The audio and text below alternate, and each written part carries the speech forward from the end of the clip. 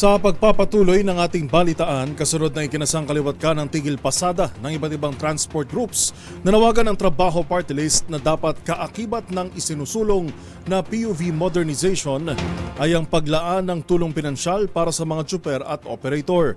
Nagbabalik si Edniel Parosa.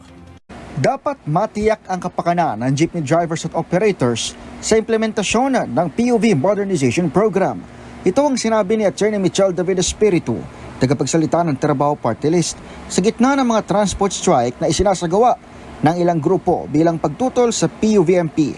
Batid ni Atty. Espiritu ng Trabaho Party List na malaki at mahal ang magpalit ng jeepney, kaya't mahalagang maibigay ang subsidiya sa mga driver at operators. Kaya kailangan dito ang kapakanan ng jeepney drivers na operators talaga, no? Pagbibigay ng financial aid, mababang interest sa pagpapautang at subsidies, pati na rin ang mekanismo ng suporta at dialogo between the government and the jeepney drivers na operators. Bukod sa nabanggit na sektor, inihayag din ang Trabaho Party List na hindi rin dapat pabayaan ng mga commuter.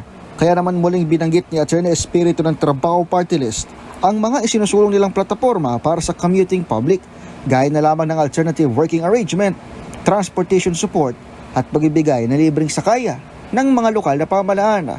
Samantala, asahang mag-iikot pa ang Trabaho Party List sa probinsya ng Cagayan, Makati City at Zamboanga del Norte sa mga susunod na araw. Para sa MBC TV Network News, ito si Edniel Parosa ng DZRH. Una sa Pilipinas, una sa Pilipino.